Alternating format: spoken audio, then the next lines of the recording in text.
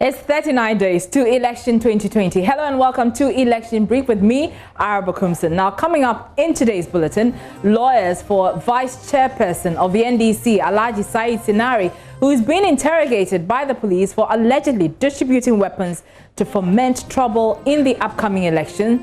Abraham Amaliba says no charge has been leveled against his client yet. We'll bring you details of all of that. We also have an update on the campaign trail as well. We'll be bringing you all of that. And we'll also tell you about the Fomina MP and the update on his status. Stay with us for more. Thanks for staying with us. Now, we begin with the National Democratic Congress's National Vice Chairman, Alhaji Said Sinari, who is today being processed by the Kaneshie District Court, where it is expected he would be charged with possession of firearms without lawful authority. This comes after the Accra Region Police Command took his statement after he was accused of distributing weapons to some persons to cause chaos during the December elections. The Ayawaso North Constituency Chairperson of the opposition NDC is reported to have confessed to the police that Alhaji Sinari supplied guns to some youth to cause chaos during the December 7 polls. Alhaji Sinari is currently in the company of his lawyers, Baba Jamal and Abraham Amaliba, who's been speaking to us. Has any charge been leveled against Mr. Said Sinari so far? No charge has been leveled against him because investigations are still continuing. Investigations have not concluded. And so for now, he's been asked to write his caution statement, which has to do with possession of firearms without lawful authority. And as you know, the facts are very clear. Alhaji is not in possession of any of those arms. It was somebody who brought them to the police. And so it would be absurd to parade Alhaji before the court and charge him for possession, when indeed there were no guns before him. However, there were two guns that were shown to Alhaji. There was an AK-47 and then a pump action gun. Alhaji had already reported the loss of his pump action gun. He reported that the Cantonment police station. That gun is licensed. The pump action gun is licensed. Alhaji had only AK-47. So that was why he said in his statement that pump action gun belongs to him. He has licensed it, he has renewed the license, but the AK-47, the police need to find out from the other guy how he got it. But this person is saying that the national vice chairman of the NDC gave it to him to use it to foment trouble. Has he been saying anything to the specific allegation that he was the one who handed over that gun to him? Well, in the interrogation, he has not said that. If you've heard that somewhere, but...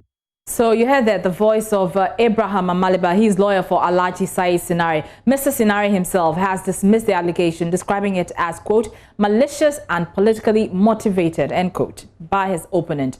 On Thursday, he wrote to his party chairman, drawing his attention to the allegation against him. Here are excerpts of the letter.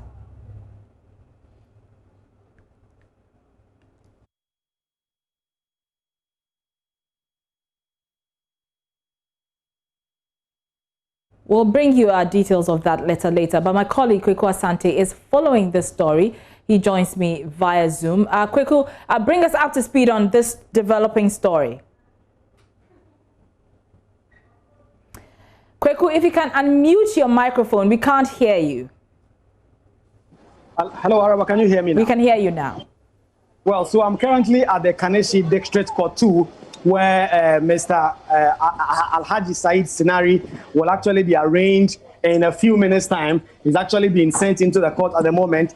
The case has not started yet, but he's expected, like you announced, to be charged with possession of firearms without lawful authority. His lawyers, Abraham Amaliba and Baba Jamal, and currently he's been joined by another lawyer, Victor Kojoga Adaudu, are actually disputing this. So they're saying that the police has not found any gun on Alhaji Said Sinari and so cannot proceed to charge him with possession of firearms. And so that battle is going to go on in the court in a few minutes' time, where the police is expected to level this charge against him.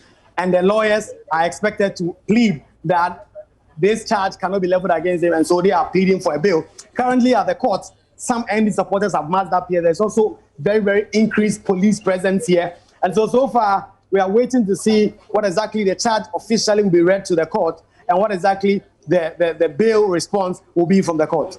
Kweku, I imagine a lot of people are curious to know what the background on this particular situation is, because this is his own constituency chairman accusing him of this. Yeah. Tell us about that. Yeah, so this man that is accusing Alhaji Said Sinari is not only just the NDC Ayawaso North constituency chairman, he's also an aide of Alhaji Said Sinari, who he's worked with for 8 years. And so they had worked for 8 years, and his appointment had been terminated last month. And so the NDC chairman for Ayawaso North has been alleging, and he actually went to the police with some firearms and told the police that Mr. Said Sinari, Alhaji Said Sinari, the first vice chairman of the National Democratic Congress, gave him those specific, ammunition to use to foment trouble ahead of the elections.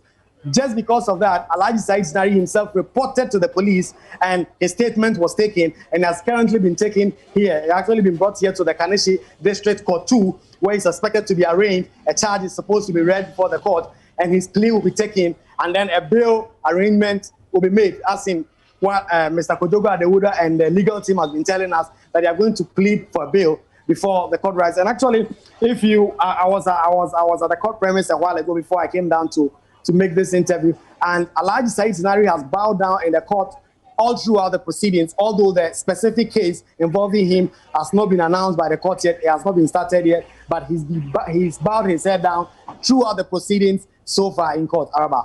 All right, Kweku Asante there with that update on the latest developing story, which is that the first national vice chairman of the NDC, Alhaji Said Sinari, is being questioned by police for his involvement in this particular issue. And his chairman, Ayawaso North constituency chairman, is accusing him of, distributing ammunition or guns meant to be used for chaos in the December elections. He, of course, has denied that, and he wrote earlier to the party about this development, and you see the letter on your screens, and it says, I, Alhaji Said Sinari, National Vice Chairman of the NDC, write to your esteemed office and to bring to your attention that Mr. Tahiru Ahmed, the NDC constituency chairman of Ayawaso North, has officially lodged a complaint against myself at the Greater Accra Regional Police Command.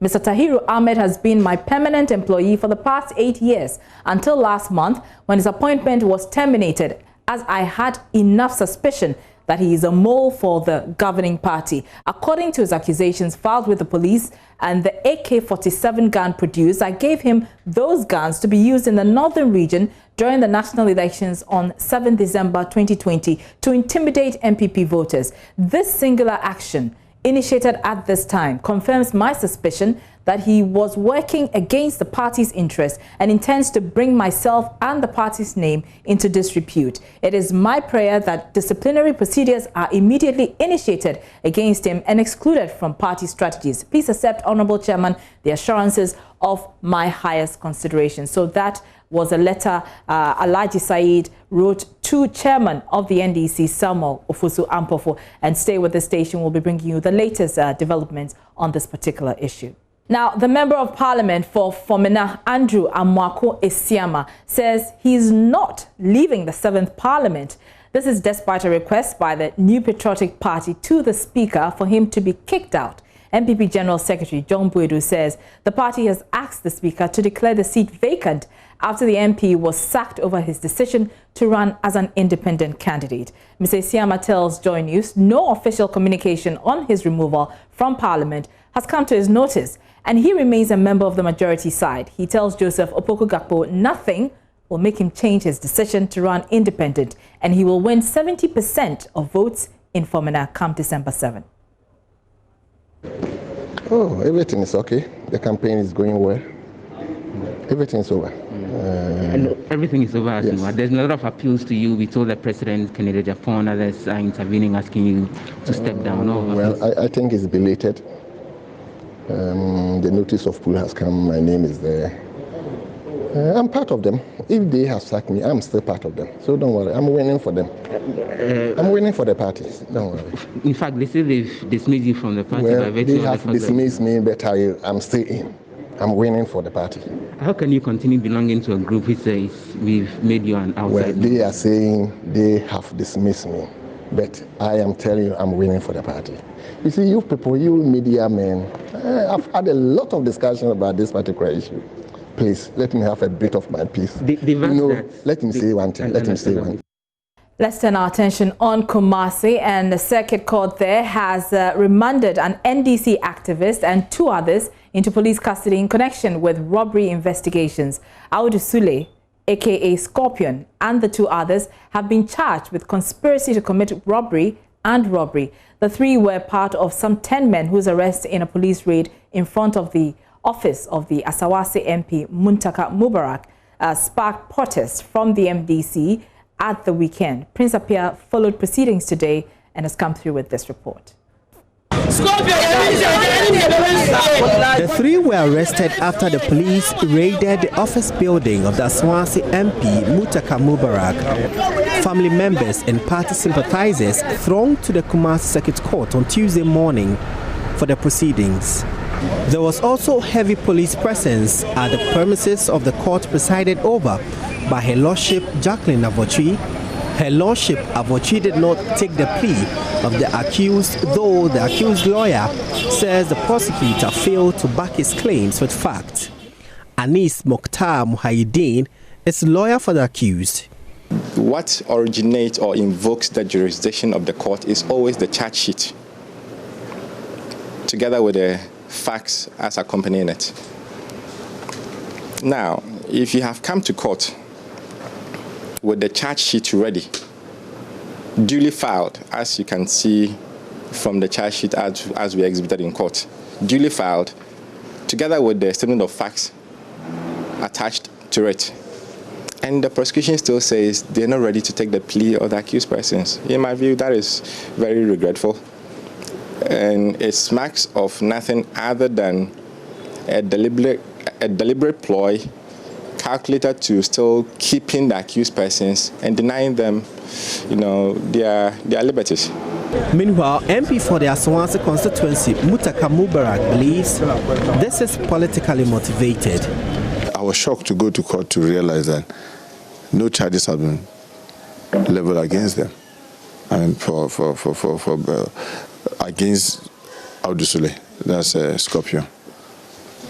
I don't know how it happened. They've now added him to some other guys.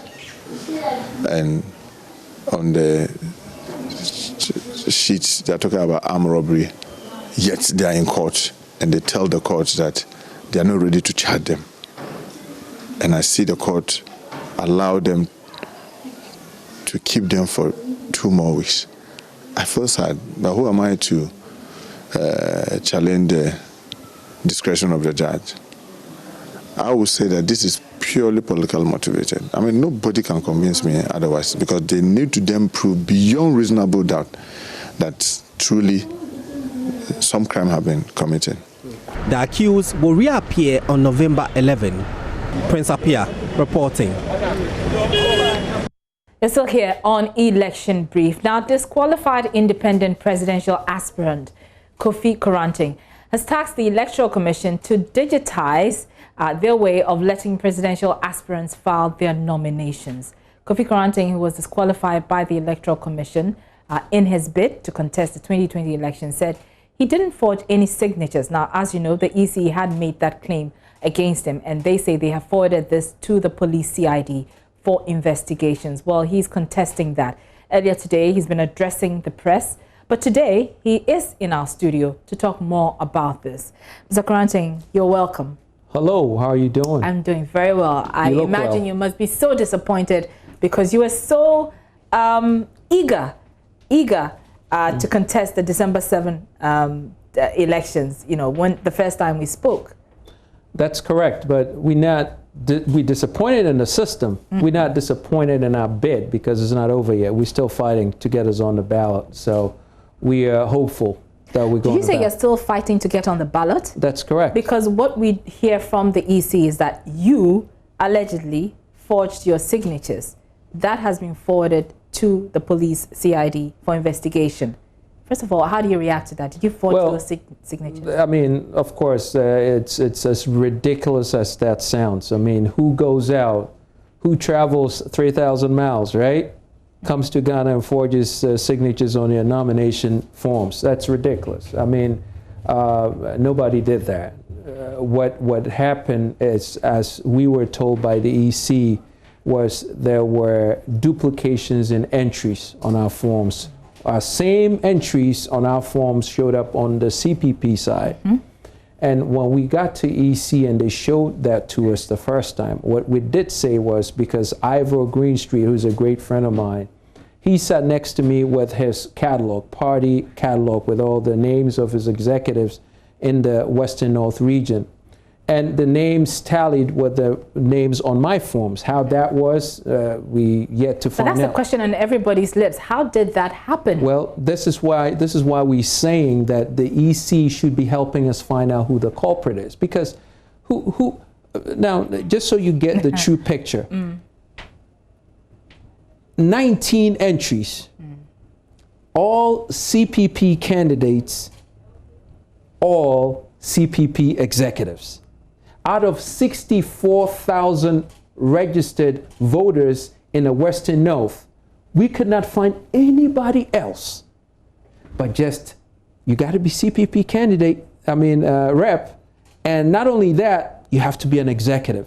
But that also shows that you did not ensure due diligence before presenting your documents, because it's incumbent on you to ensure that you have your signatures in place, everything in place before you submit it to the commission. Well, that's another where there's a misconception. Obviously, you haven't seen the forms and you don't know how that works. How does it work? Okay, so because if you did, then you wouldn't make that statement. So let me just go over a couple of things with you. There are 145 pages in a digitized world. Dr. Bamia, where are you? Digitized, 145 pages, where the EC could not have a fillable PDF form on the computer where you hit a button, beep, and it goes.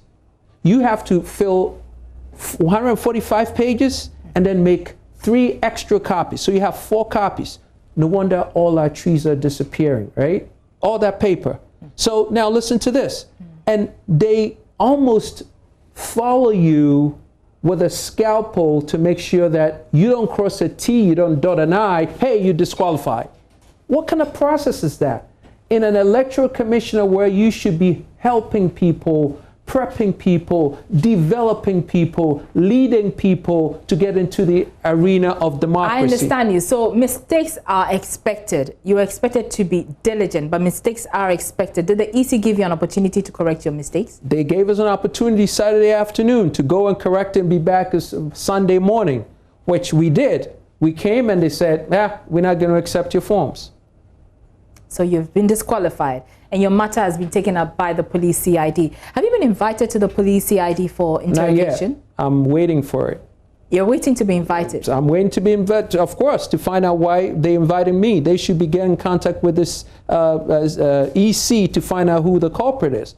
Obviously, listen, you cannot name one presidential candidate who goes out to all the 267 districts to get signatures done. And just to correct your point, are you familiar with the 1422s? Nope. Okay, the 1422 is the code that you send. It's the EC portal. Yes. You put in 1422 and your ID number, voter ID number, and it spits out everything about you, right? Right. To that end, we verified all the forms. So everything on our forms were verified 4 times before it ended up with EC, and everything came out correct. Now the big question is who gives their ID card, not one person, not 2, maybe 2, maybe 3, but 19 entries, all CPP and CPP executives on our forms. So what's your suspicion, Mr. Koranteng? Well, obviously, listen, your guess is as good as mine, but I could tell you this for a fact.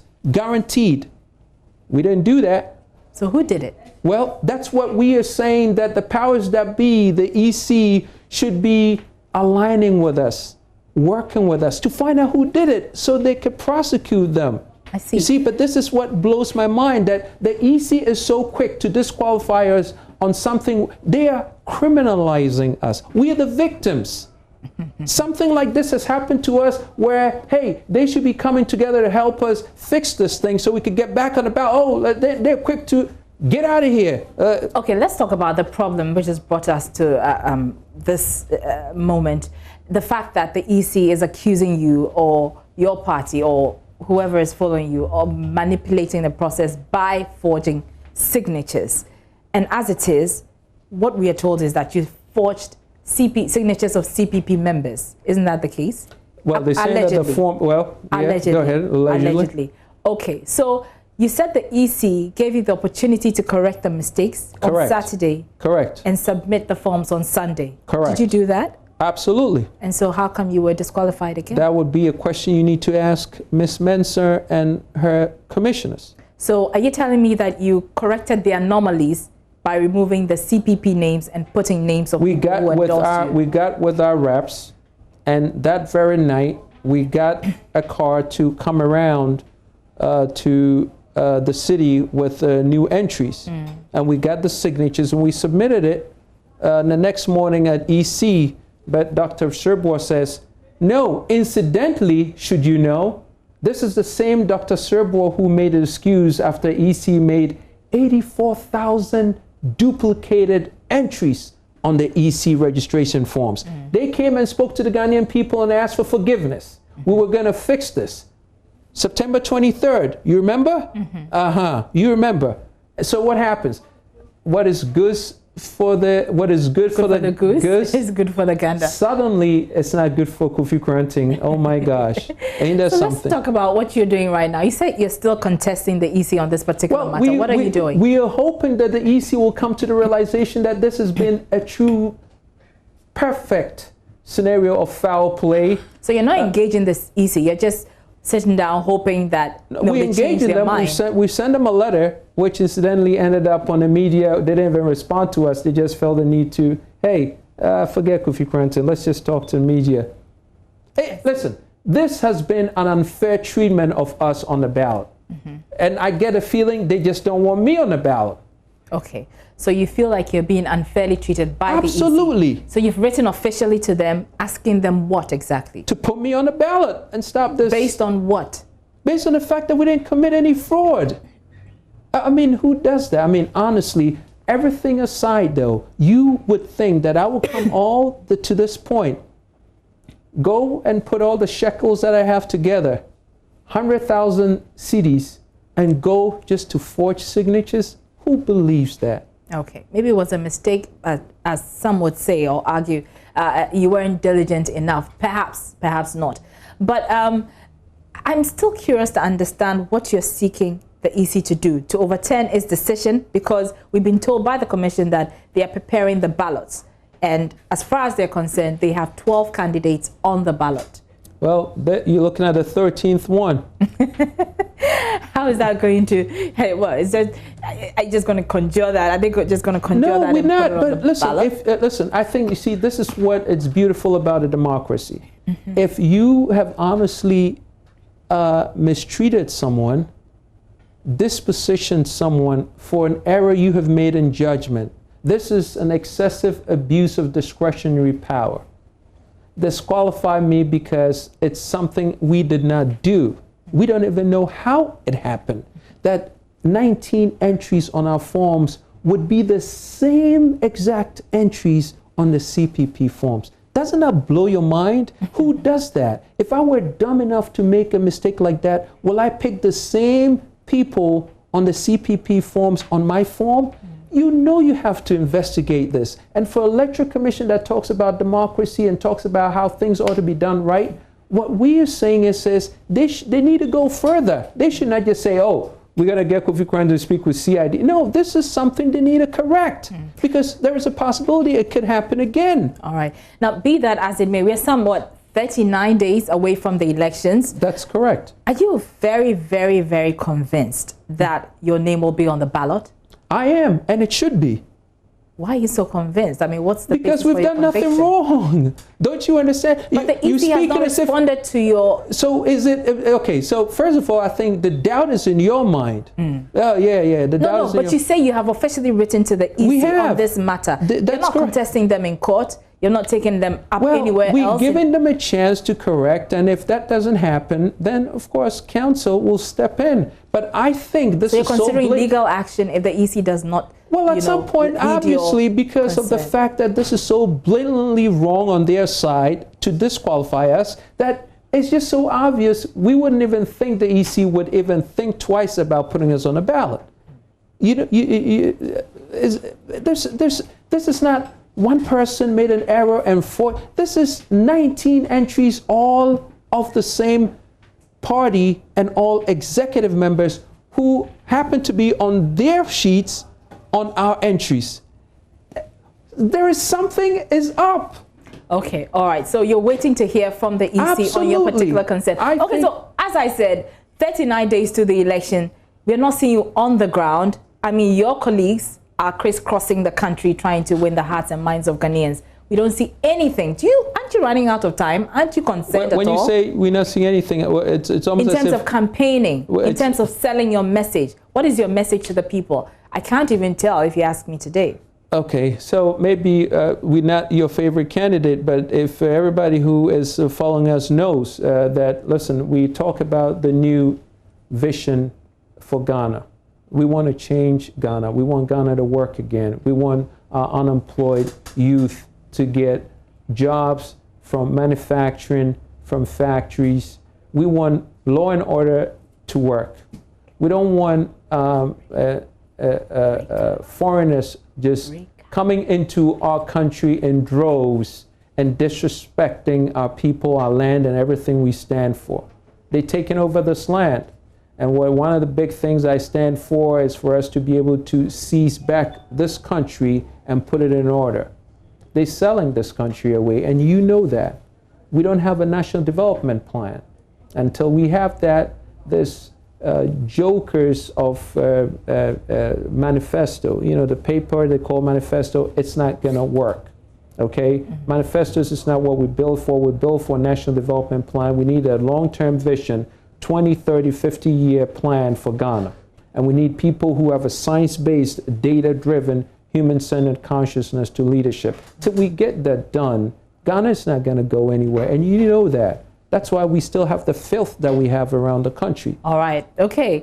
We'll have to wrap it up here. Thank you so much. Independent presidential aspirant who was disqualified by the EC says he's not giving up. Kofi Koranteng there. Thank you so much again. Thanks. Thanks Mr. for having Koranteng. us. Let's hit the campaign trail now. Now, President Akufo-Addo has met with the Greater Accra Regional House of Chiefs at Dodowa at the start of his final day tour of the region.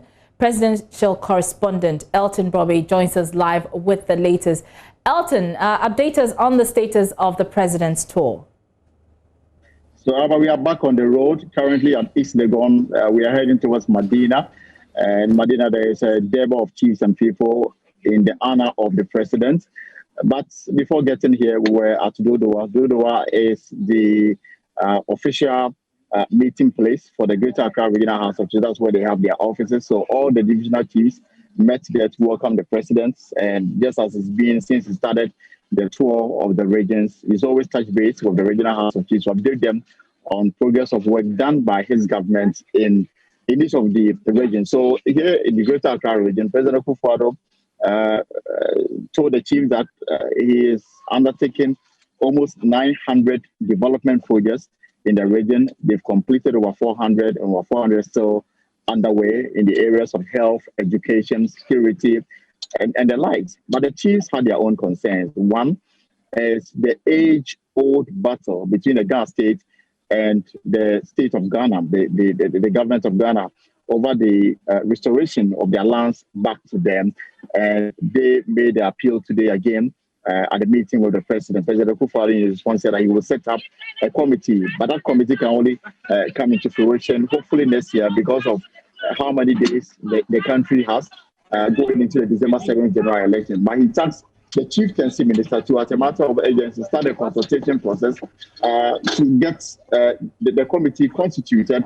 And then hopefully next year, the committee will start its work. They are, among others, look at the consequences of such an action to return the lands compulsory taken over the state back to the alluvial owners, and also to make recommendations to the government. And that particular initiative will start early next year. But the issue about ensuring peace, a transparent, free and fair elections also came up.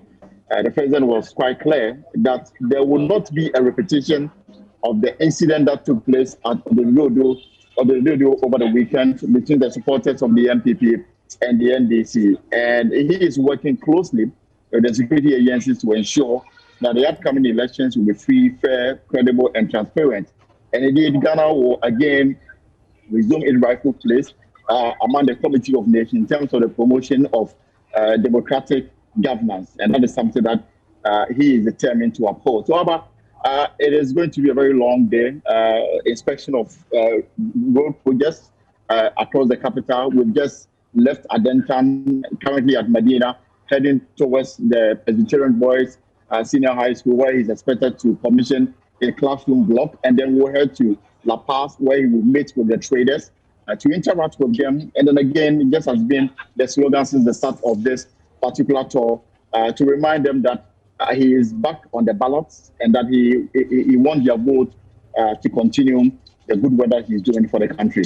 All right. Thank you so much, presidential correspondent Elton John Brobe there. Let's turn our attention on the Vice President, Dr. Mahmoud Bawumia, who spent most of his time during his two-day tour of the Bono East region calling on the chiefs and people of the Zongo communities to give the MPP government 4 more years to continue with its developmental projects. Regional correspondent Anas Sabit was our man on the ground during his tour, and he has a wrap of the Vice President's visit.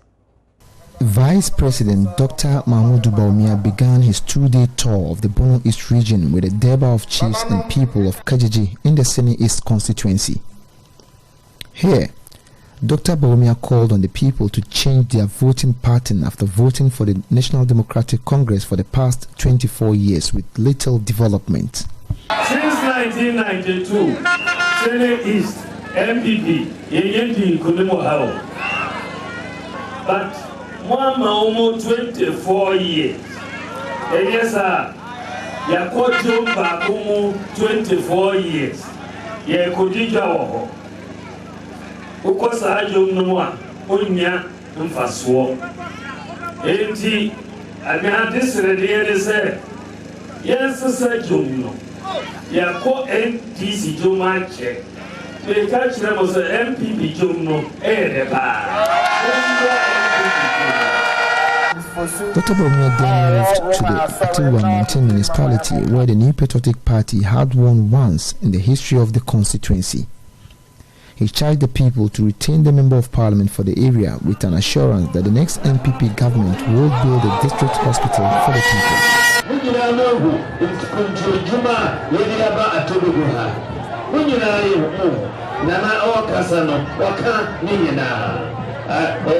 But yes, only say at district hospital. Yes, sir. District hospital in Miha. Yes, sir. District hospital, inshallah.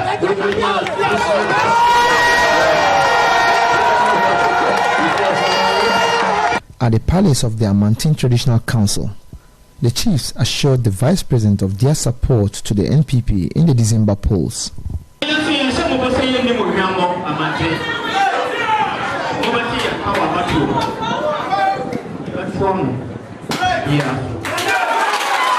On day 2, Dr. Bawumia started with a Deba of chiefs and people of the Kintampo Zongo.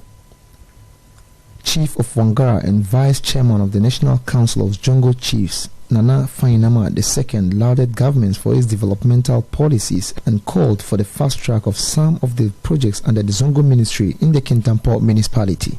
The Zongo development project is ongoing. We are appealing to the Vice President. We know he can do it. The work is going, but it's slow. So we are appealing to the Vice President. As we live here, we are sure he's going to assure us that the contractor will move the work very quick for us to have a facelift in Kintampo. Vice President was later installed as the Efutupahine by the Chief of Jema, Nana Amponsa Jan. afutupa wɔde ma Nana Adonti Nana no ɛwɔ aha sese yɛ kan sɛ yɛbɛbɔ vice president wɔhene ama wɔde akɔba nira anentia yɛde ma no yɛbɛfura no ntoma na yɛabɔ no abotire na yiri ne sɛ afutupa ɛdere alaji Dr. Bahomia. There were also derbers in Aurora, Tanoso and Nkranza. Reporting for Joy News, Anas Sabit, Tichino. We stay on the MPP, and First Lady Rebecca Akufo-Addo says traders who have concerns with getting loans to assist their businesses will be addressed soon. She says government is strengthening the NBSSI and Maslock to help facilitate the work of small businesses. Speaking to a group called Traders for Nana, the First Lady urged them to continue to support the MPP by voting for the party on December 7th so that government can continue to develop the country.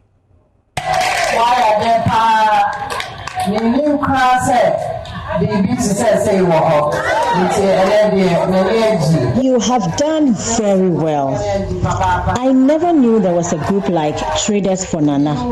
Thank you for your endless support for the president. I'm honored by your visit.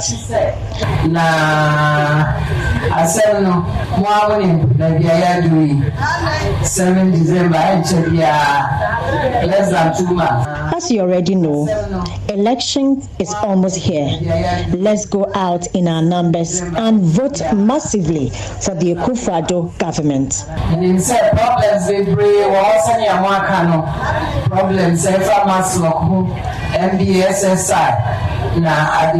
I know you have lots of concerns like Maslock and MBSSI, which some of you have not benefited from. I will try and resolve those issues. Or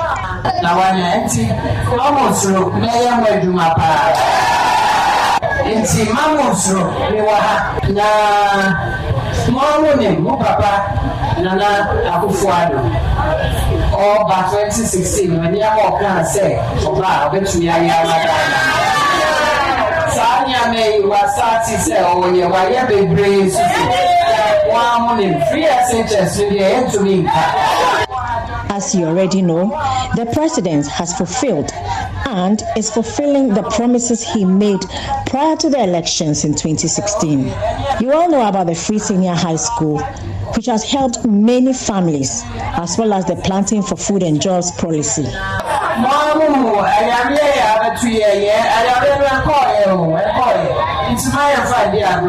Let's be aware of the virus.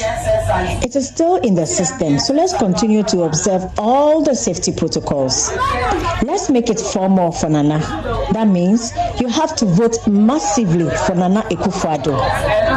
Again, I assure you that I have heard all your concerns, and government will do its best to address them all.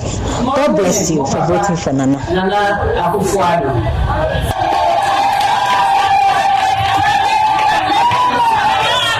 To the opposition NDC now, and flag bearer of the party, John Mahama, says the next NDC government will not retrieve the loans being given to small businesses as part of the COVID-19 business support scheme. According to him, the MPP government has been trading off the funds for votes. He says if he wins the elections, the monies will not be retrieved. He's been speaking as he continued his tour of the Greater Accra region.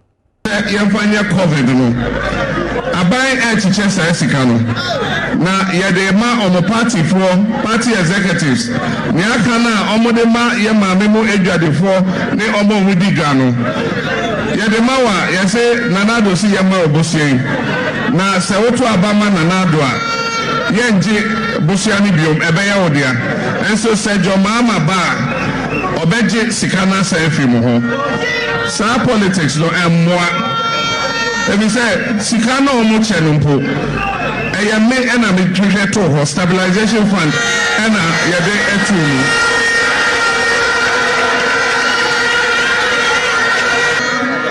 I mean I'm a stabilization fund no. Now stabilization fund no ye be me say se atoranche bi eche Ghana yebetumi akoyi mu na yede aso ano enti saa coronavirus ibae ene ese o sika na mede to ho no mokoyi bi na momfa mboa abanfo enti mokoyi na mo cha na mo mane nyete se nanado sika eno oche country nkofo se yen sika no mawa na otuma nanado a se MPP weni a yen ji sika ne biom enso Mahama weni a ono oba obeji sika no menso menji. So that's former President John Mahama. He's on day 3 of his tour of the Greater Accra region, and he's in Tema today. Manuel Karanting is with him and joins us with more. Manuel, where is the former president's campaign trail at the moment, and what more has he been saying? Well, we are currently at the Tema Central constituency. He's been meeting the Tanker Drivers Association. He's been promising them that he's going to give them a pension scheme if he wins power. Earlier in the day, we were at the Tema East constituency where he's been promising to upgrade the Tema General Hospital into a world-class hospital akin to what you have at the Greater Accra Regional Hospital, what is popularly referred to as the Ridge Hospital. Well, over here in the Tema Central constituency, he's mentioning that the next NDC administration is going to revive the Tema Oil Refinery and even expand its capacity to do more work if he wins power. And that's been the the sort of things that he's been saying on day 3 of his campaign tour in Accra. All right, many thanks, Manuel Karanting, with that update on the campaign of John Dramani Mahama. And speaking of Mr. Mahama, he has promised to transform and depoliticize the fisheries industry. According to Mr. Mahama, the fishing industry has collapsed because the MPP government has monopolized the distribution of premixed fuel and subsidized outboard motors for its members and supporters who function as middlemen. Addressing fisher folks at Ayakpo in the Adan constituency, the NDC flag bearer assured the NDC will fix the current situation if elected to power. They dissolved all the Lanjing Beach committees. Now when the premix comes, they give it to their party executives, and they put their profits on top and sell it to the fishermen. And then they share the profits amongst themselves. That is the problem with the MPP government. That is the problem with this administration. Everything is about their party. It means anybody else is not Ghanaian. It is only they who are entitled to the opportunities that this country has to offer. The same thing with outboard motors. They brought outboard motors, gave to their party organizers and party executives. The outboard motors that are supposed to sell at 10,000, they put their profit on top and sell it to the fishermen. How can you develop a nation like this? How can you develop a nation like this? But I know that NDC is coming back into office, and we will correct everything that has gone wrong. Meanwhile, his running mate, Professor Nana Jane Opoku-Agyeman, continues her tour to Afife in the Volta region. She is currently at Avet Dakpa in the Akachi North constituency. Ivy Setterji is with the team and joins us with more. Ivy, what has Professor Opoku-Agyeman been telling the electorate? Well, okay, so currently she is now touring the middle part, that is Kokwe, Pando, and the other places. So she's been telling people, especially women, to vote massively for the NDC, because it is only the NDC that thinks well of the people.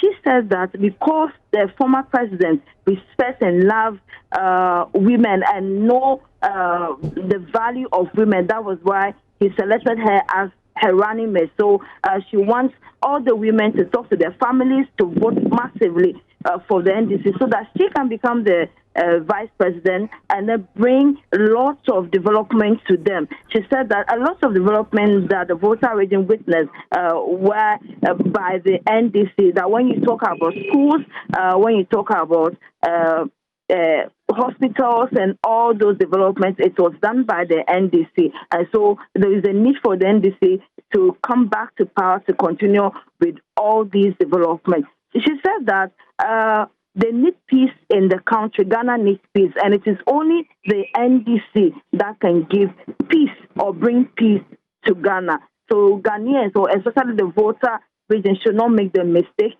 for voting the for voting for the MPP again, but rather they should bring back the NDC to continue with the development work. Maybe strategy, many thanks for that update. And speaking about peace, there's been a lot of violence in Odododio, and the Member of Parliament for Odododio, Nilante Vanderpoy, has indicated that the 2 persons arrested by the police following the MPP-NDC clashes this past Sunday are in fact members of the NDC. The MP suggested that even the application of the law was selective. He was speaking on Campaign Trail, a political show on Joy Prime. In Odododio, who are causing the riots, who are causing all this mayhem. Who are those causing the riots, Honorable? Is the MPP, Bannerman, and his hoodlums. So this is pretty interesting. They claim to have somebody so powerful at the office of the president who will always come to their defense, who will always order the police not to arrest them, not to do anything with them. Nilante Vanderpoy also bemoaned the injuries visited on the members of his party, whom he says were merely embarking on a peaceful walk. He indicated that the violence was perpetrated by MPP hoodlums rather, and that a man seen in one of the videos in circulation on social media who was firing shots into the air was a member of the MPP and yet has not been arrested. You have organized your walk on Saturday peacefully. We totally allowed you. We gave you the permission, everything to do what you wanted to do. And then we want to do ours on Sunday. All of a sudden, you go and organize packs to pelt my people with bottles. So one of your boys comes out and starts shooting into the crowd. 3 people were shot straight. As I'm talking to you now, yesterday night at 9 o'clock, before we got the last person out of the theater at Kolebu, it's been serious, huge cost to me. We'll be setting the record straight. All the incidents of violence that have happened in the constituency, we'll be showing. We have pictures and videos of all those things from the registration exercise up to last Sunday, and even on Monday morning. Victims, we'll permit all the victims. We'll have the victims all testify. We'll let people know. We can give you a chronicle of all the cases we've reported to the police. We, the police, have done nothing about it. We would let the whole world know that as we are talking today, those who started the violence, those who shot at people are walking free.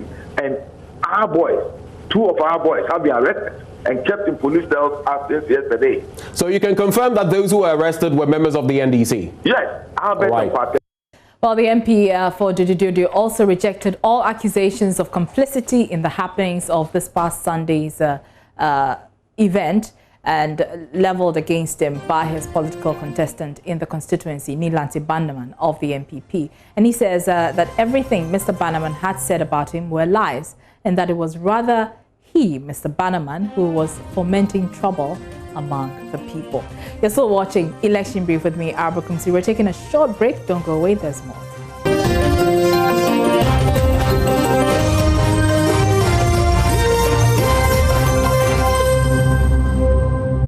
Now, the Menchia Palace on Thursday denied members of the Liberal Party of Ghana entry for failure to conform to necessary protocols. The palace had cancelled all arrangements for paying homage to the Asantehene, but LPG presidential candidate Percival Kofi Akpalu, who had prior notice of the reviewed arrangement, says massing up at the gate of the palace was to convince the palace to consider the decision.